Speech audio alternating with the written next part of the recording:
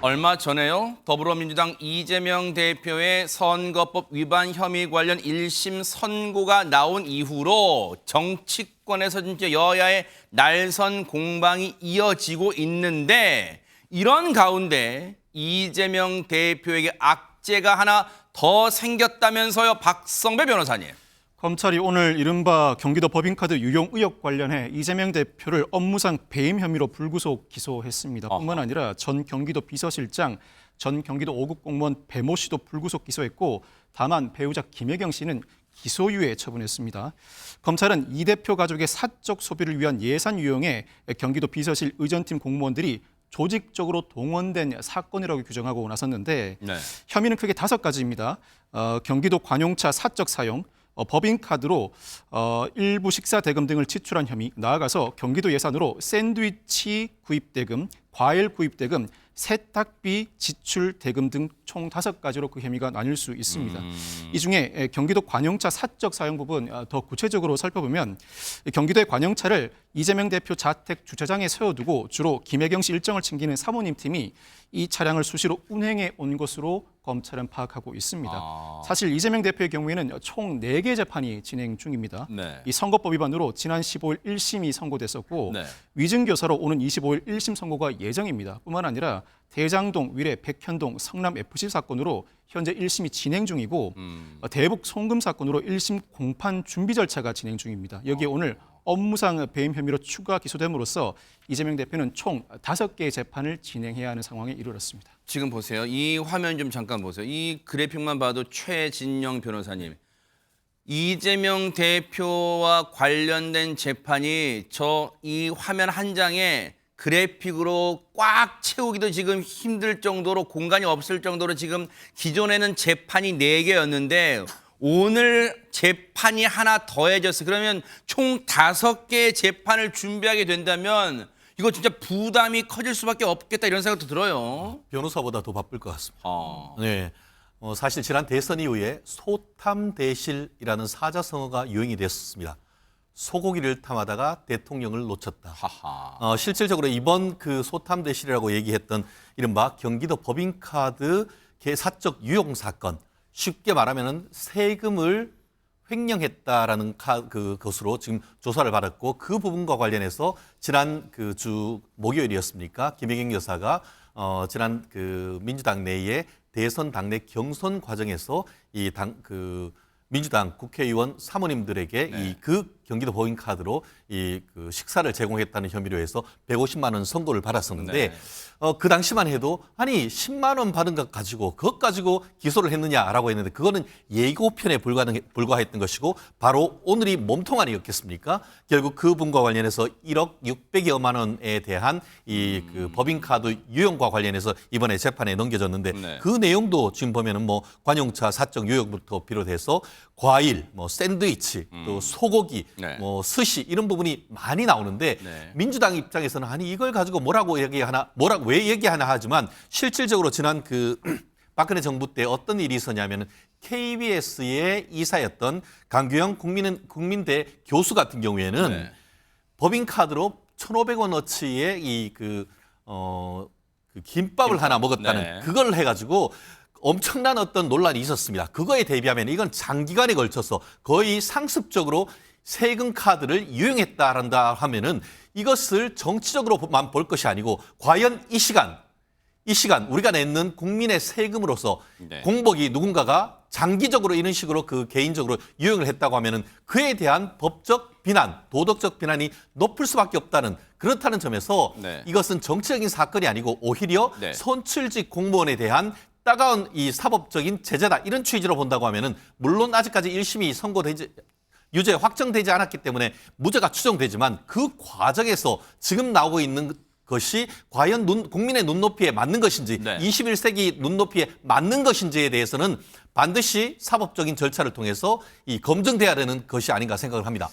마치 지금 최진영 변호사님 재판정에서 뭔가 지금 이 피고인에게 뭔가 하는 몰아붙인 듯한 그런 어떤 분위기를 자아냈어요. 근데 전혜연 평론 지금 최진영 변호사님 본인 말씀처럼 아직은 이제 재판에 넘겨진 단계고 이제 사법부 판단이 남아 있기 때문에 이게 어떤 혐의가 확정됐다고 말할 수는 없고 일단 재판에는 갔어요. 근데 어쨌든 이 상황조차도 민주당 입장에서는 야 이거 너무한 거 아니요? 뭐 이런 분위기입니까? 어떻습니까?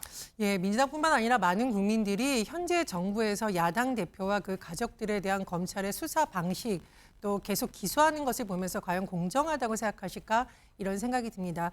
지금 뭐 수차례 기소를 하고 또 하고인데요. 지금 실제로 이번에 또 기소된 것은 경기도지 사태 2018년도부터 21년까지 있었다는 일인 거죠. 네. 그래서 저는 한번 묻고 싶습니다. 변호사님께서 소탐대시란 말씀을 쓰셨는데 현 정권에서 많이 나오는 표현이 바로 인디언 기우제입니다. 인디언들이 기우제를 지나면 반드시 비가 온다. 이 말은 뭐냐면 비가 올 때까지 기우제를 지낸다는 뜻입니다. 즉 이재명 대표와 그 가족들과 야당 인사들에 대해서는 뭔가 치명적인 판결이 나올 때까지 아니면 뭔가 기소를 할 만한 것이 나올 때까지 검찰과 경찰이 다 동원돼서 탈탈 터는 것이 아니냐는 의심을 지을 수가 없고요. 참고로 네. 공직자와 공직자의 부인으로서 보여줄 자세를 말씀하셨기 때문에 네. 저도 언급하자면 김건희 여사의 300만 원 명품백 뇌물 수수 의혹에 대해서 권익위와 검찰이 보여준 행태를 다시 한번 짚지 않을 수 없습니다. 네. 따라서 야당에서는 이것이 공정하지 않은 수사 그리고 공정하지 않은 기소가 계속 이어지고 있다 이렇게 판단할 수밖에 없습니다. 네. 말씀해 주신 것처럼 뭐 이제 이 상황을 바라보는 이 지지자 이재명 대표의 지지자들도 이제 뭐 상당히 불쾌할 수 있고 뭐 우려도 있고 그런데 일단 민주당에서는 이런 목소리가 당장 나왔어요. 얘기 들어보시고 이어가 보도록 하겠습니다. 해도 너무하지 않습니까? 대통령의 정적 죽이기의 혈안인 정치검찰의 비열한 야당 탄압을 규탄합니다. 오늘 검찰의 기소는 기소를 위한 기소입니다. 검찰이 이토록 집요하게 억지 기소를 남발하는 이유는 분명합니다. 제1야당 대표이자 국민의 압도적 지지를 받는 정치 지도자를 법정에 가두고 손발을 묶으려는 속셈입니다. 명백한 억지 기소이자 야당 탄압입니다. 검찰에 부여된 기소권이 야당을 옥죄기 위한 수단입니까? 들으신 것처럼 오늘 기소가 하나 늘어서 즉 재판이 하나 늘어서 이 이재명 대표의 관련 재판이 5개로 늘어난 것에 대해서 억지 기소다. 이재명 대표 더 나아가서 야당 손발 묶기다 이렇게 이제 비판을 하고 나섰는데 사실 이 전에까지 재판 4개였고 지난 15일 날 앞서 말씀드린 것처럼 이재명 대표의 4가지 재판 중에 선거법 위반 혐의에 대한 1심 선고가 있었죠. 그 이후로 지금 민주당 내에서는 부글부글 정도도 아니고 지금 폭발하는 분위기인데 그 분위기를 반영하는 발언도 나왔어요. 얘기 좀 들어보시고 이어가 보도록 하겠습니다. 이재명 대표에 대한 1심 재판부의 판결은 누가 봐도 명백한 사법살인이었습니다. 그만큼 상식적이지 않은 판결이었기 때문입니다. 떨어진 대선 후보에 대한 징역형을 어떤 국민이 납득하겠습니까? 오죽하면 서울법대 나온 판사가 맞냐고들 하겠습니까? 오판의 충격보다 더 큰 정권교체 민의가 단단해질 것입니다. 몇 가지 표현들이 이제 귀에 들어오는데 일단 뭐 사법살인이었다. 15일 날 있었던 1심 선고. 그런데 그 다음 김민석 수석 최고위원 얘기가 최진영 변호사님. 서울법대 나온 판사 맞냐? 한성진 판사에 대해서 그런 얘기하고 있는데 이게 무슨 말인지 이 해석을 좀 해주세요. 이거 뭐 때문에 어떤 의도로 이런 얘기를 한 건지요? 서울대까지 나온 판사가 이 정도밖에 판단 못하냐라는 말인 것 같은데요. 그러면서 민주당에서는 뭐 사실 얼마 전에 그 방통위 국정감사에서 방통위 직무대장 대행을 하고 있는 김태규 대행에게 판사 출신 주제라고 해서 얘기했던 것이 있습니다. 그리고 이번 그 판결에 대해서도 일개 판사가 대선 후보를 대선에 못 나오게 한다는 것이 말이 맞느냐라고 하는 얘기를 했는데 이번 재판부는 일개 판사가 있는 것이 아니고 판사 3명 합의부가 판결을 선고했는 사안입니다. 50대 초반의 재판장님 그리고 또 젊으신 그 좌배석, 우배석 판사님 3명이 모여서 어떻게 보면 어떻게 보면 지성이 합해져 가지고 했는 것인데 지금 그 재판장님이 서울법대를 나오신 분이라고 해서 서울법대 나온 판사가 맞냐고들 한다라고 하는데 재판부 제대로 사실 확인부터 하시고 그런 말씀하시다라는 얘기를 드리고 싶고요. 네. 지금 그 민주당 내에서는 이번 1심 판결에 대해서 사법살인이라고 하지만 오히려 많은 국민들은 민주당이 사법부를 살인하려고 하는 것이 아니냐라는 얘기를 하지 않습니까? 네. 지난 금요일 유죄 판결이 나오니까 비 오는 그 시내에 비옷까지 입고 나와가지고 사법부를 원색적으로 비난하는 그런 부분이 정치권이 어떻게 보면 독립을 시켜야 될 사법부에 대해서 압박하는 모습 보이고 그 부분에 대해서 말씀드린 것처럼 오히려 국민들은 사법부를 살인하려고 하는 민주당의 시도가 아니냐 그런 어떤 그 강도 높은 비판이 있다는 것을 말씀드리지 않을 수 없고요. 네. 더불어서 지금 같은 경우에는 정치 검찰의 어떤 노라단 사법부다 이렇게 얘기하지만 사실 지난 문재인 정부 때 어떻게 했습니까? 문재인 정부의 100대 국정과제 중에 1대 과제가 중단 없는 적폐청산이고 그것을 국정 100대 과제 중에 1호 과정으로 해서 5년 내내 했던 그 부분에 대해서는 아무런 말씀이 없고 지금 와서 오히려 비정상의 정상화를 하고 있는 과정에 대해서 사법살인이다라고 하는 것은 어느 도단이라 저는 얘기하고 싶습니다. 네.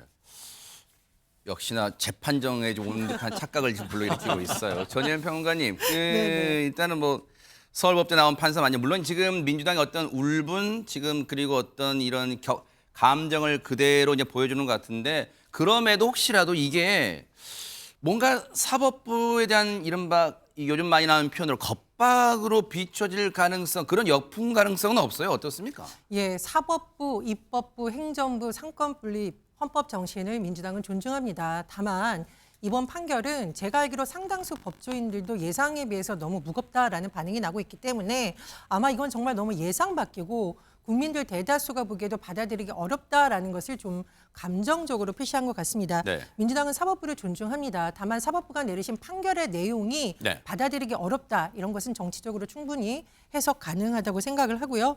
그리고 역시나 지금 적폐청산을 말씀을 하셨는데 문재인 정부 때 적폐청산을 하라고 임명했던 검찰총장이 바로 지금 윤석열 대통령이십니다. 그렇다면 더더군다나 더 공정하게 수사를 해야 되고 수사의 결과인 재판의 그 결과도 국민들이 받아들일 수 있는 것으로 이어져야 되는데 어쨌든 검찰이 기소를 하기 때문에 재판이 진행되고 판결이 나오지 않겠습니까? 그래서 저는 사실은 문재인 정부 때 미완이었 개혁이었던 검찰 개혁이라는 과제에 대해서 다시 요즘 많은 시민들이 관심을 가지고 있고요. 또 하나 이 말씀을 드리고 있습니다. 네. 자꾸 민주당 얘기를 하시는데 김건희 여사 특검에 대해서 상당수의 많은 국민들이 찬성을 하는 것으로 저희는 각종 여론조사를 통해서 파악하고 있기 때문에 지금 여러 가지 정치권을 둘러싼 수사의 문제에 대한 판단은 민주당의 판단이라기보다는 많은 국민들의 민심이 담은 판단이다. 저는 이렇게 생각을 합니다. 들으신 것처럼 민주당 내에서는 이재명 대표에 대한 옹호 발언이 쏟아지고 있는데 그런데요.